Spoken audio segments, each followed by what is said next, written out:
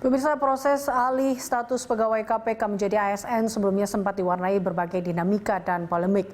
Dinamika terjadi setelah 75 orang pegawai dinonaktifkan untuk kemudian diberhentikan karena dinyatakan tak lolos tes wawasan kebangsaan. Hal ini bahkan sempat mengundang Presiden Joko Widodo untuk turut memberikan arahan agar tes wawasan kebangsaan tak serta-merta dijadikan dasar untuk memberhentikan pegawai KPK yang tak lolos. Pasca Undang-Undang Nomor 19 Tahun 2019 tentang KPK disahkan, maka pegawai KPK kini harus berstatus sebagai ASN, sebagaimana diatur dalam Pasal 1 Ayat 6 Undang-Undang KPK.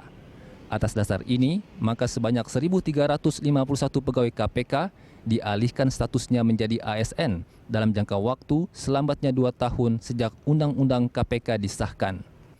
Namun, proses alih status ini menjadi polemik setelah sebanyak 75 orang pegawai KPK ternyata harus dinonaktifkan untuk kemudian diberhentikan dari KPK karena dinyatakan tak lolos tes wawasan kebangsaan. Meski di antara mereka ada yang telah mengabdi di KPK selama lebih dari 10 tahun.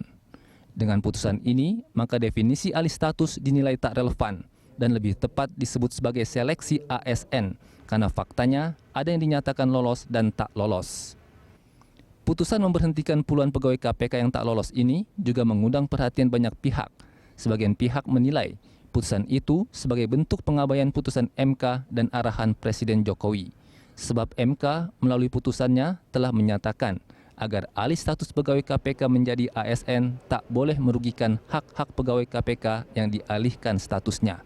Sementara Presiden Jokowi juga telah memberikan arahan agar hasil tes wawasan kebangsaan tidak bisa serta-merta menjadi dasar untuk memberhentikan pegawai KPK.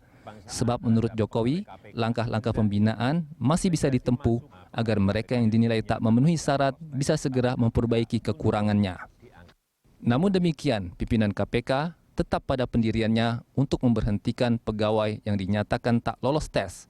Mereka berpandangan bahwa proses alih status yang dijalankan sudah sesuai dengan aturan perundang-undangan yang berlaku dan telah dikonsultasikan ke pihak-pihak yang berkepentingan, seperti Kementerian Pan-RB dan Badan Kepegawaian Nasional. KPK menyatakan langkah pembinaan juga akan ditempuh KPK sesuai arahan Presiden. Dari 75 orang yang tak lolos tes wawasan kebangsaan, 24 orang dinyatakan akan mengikuti proses pembinaan, sementara 51 orang lainnya harus diberhentikan dari KPK karena dinilai sudah tak dapat dibina lagi.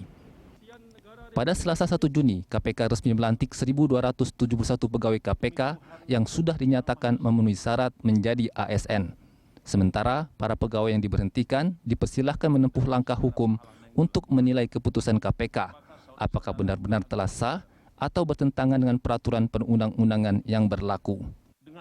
Tim Liputan, Berita 1. Bahwa saya akan setia dan taat